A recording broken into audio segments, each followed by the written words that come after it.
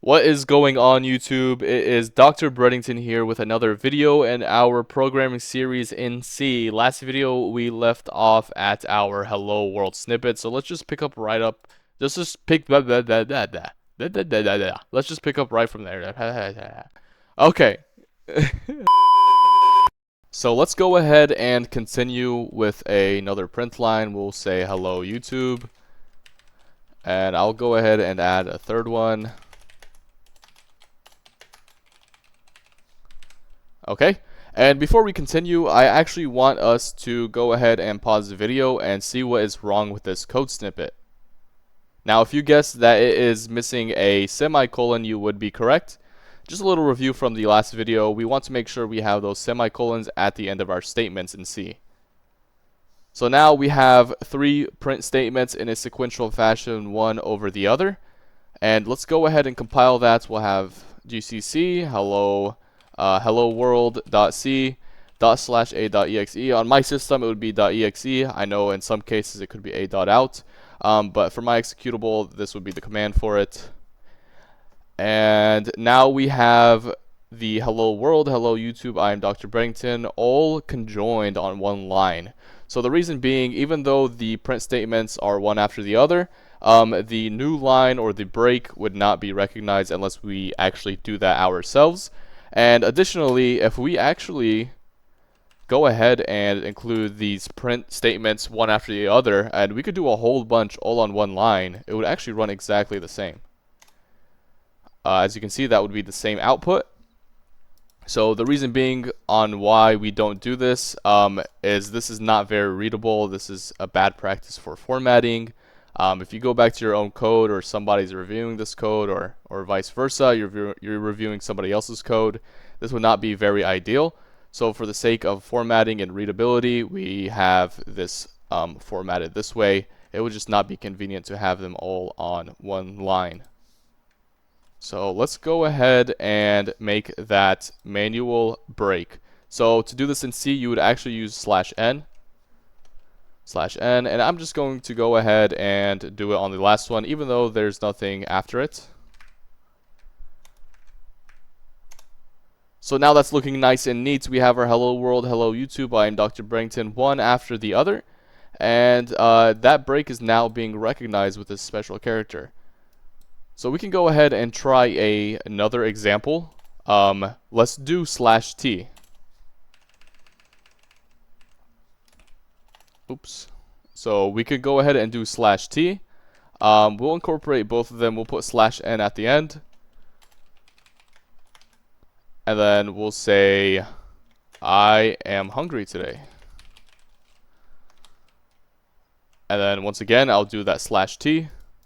And what this does is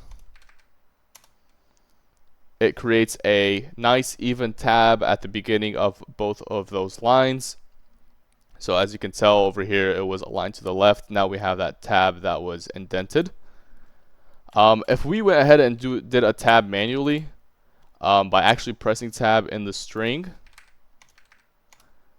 it would still work. It's the measurements are slightly different in this case, but we did include a tab. But for the sake of consistency, especially in more complex scenarios, let's say you're doing a whole bunch of columns and you just want to have a nice, easy way to do tabs, or you don't want to like even do like spaces.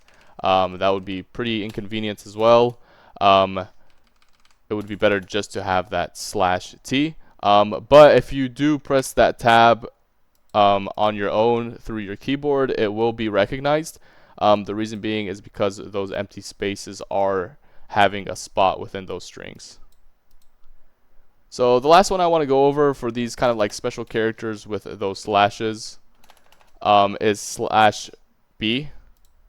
So let's go ahead and clear this terminal, and let's go ahead and do I am about to be backspaced. Okay, and make sure you have those double quotations when it comes to printing those strings. That's very important as well. And then I will go ahead and put /b right here. Oh.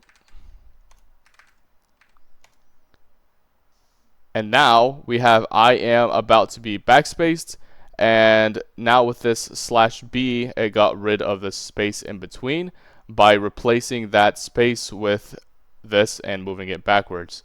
If you want to add a whole bunch, it'll eventually hit a wall, and even if you put, like 100 of them, there's only so much you can backspace before it gets to the beginning. So now we have those backslash b's all the way to the I am, and we have the about after that, about to be backspace. So this will be the only thing that is left over. And what's interesting, actually, and very important to note in this case, if we did the slash b's at the end, right, you'll see that this whole string is still completely filled in the output.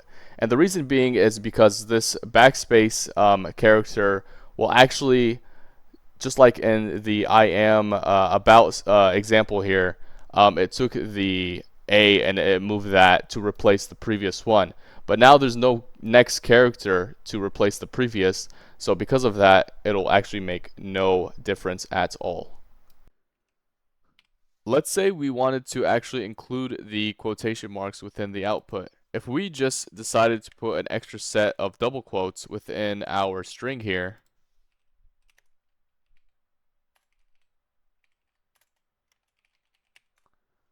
then that would give us an error. So to make more use of that backslash, we would put it before those quotes, and now when we're rerunning it,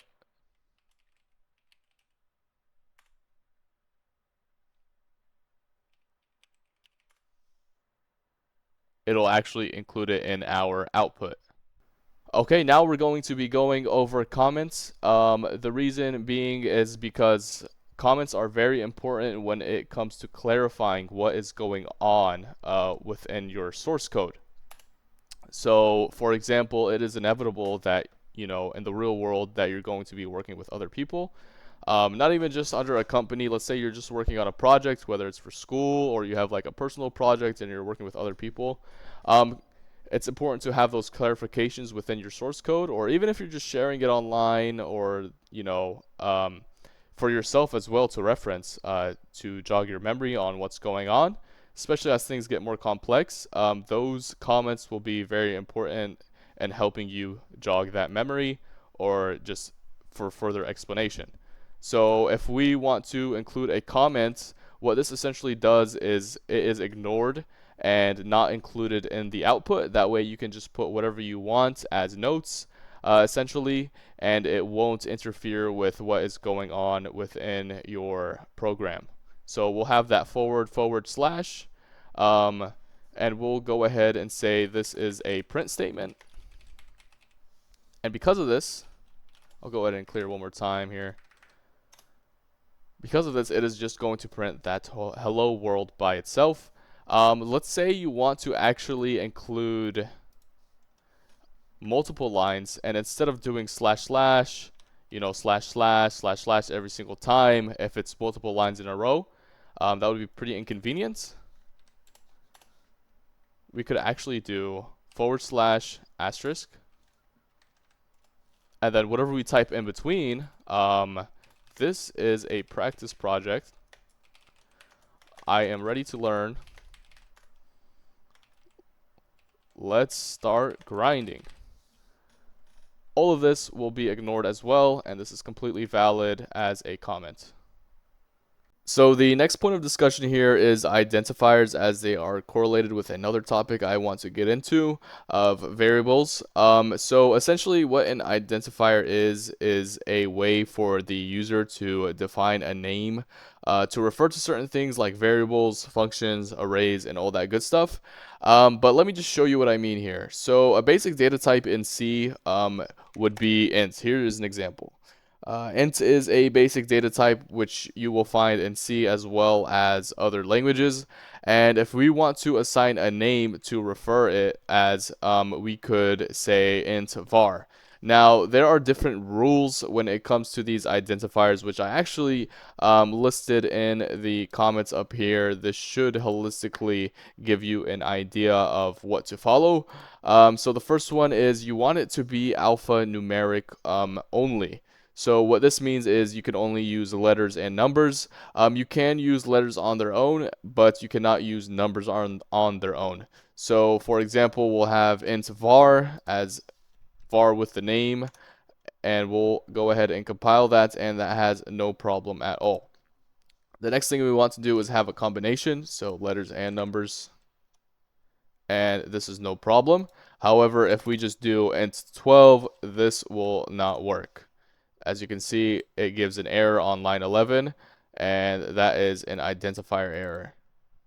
The next thing is we want the first character to be either an alphabet or a letter in the alphabet or an underscore. Now, an example would be underscore var. This would be completely okay as it is following those rules. Another thing is you can do, you know, a combination of that or puts an underscore in between. This is no problem either. The next thing is you cannot use reserved words within the C language. There are certain words that are reserved, such as int being one of them. I actually have a list of reserved words within C. For example, you can't just say int, right? Not only would this be redundant, but this is a word that is reserved as a keyword. So that gives an error as well. If we did int float, this is in our list here, also an error. So you can't do that, and you can't use special characters, and you also can't use spaces. So you can't just have a white space in between. So if we did, you know, int shop space keeping, right? This would be an error as well. But if we did that together, no problem. Now, if we did a special character, so let's say we did int I, and then we put exclamation mark, it would be okay if it was int I by itself, but since we put the exclamation mark that is included as a special character, this would be invalid. Alright, and that will wrap up this part of the series. If you enjoyed the video, please like and subscribe to support, and feel free to turn on notifications. Thanks for watching.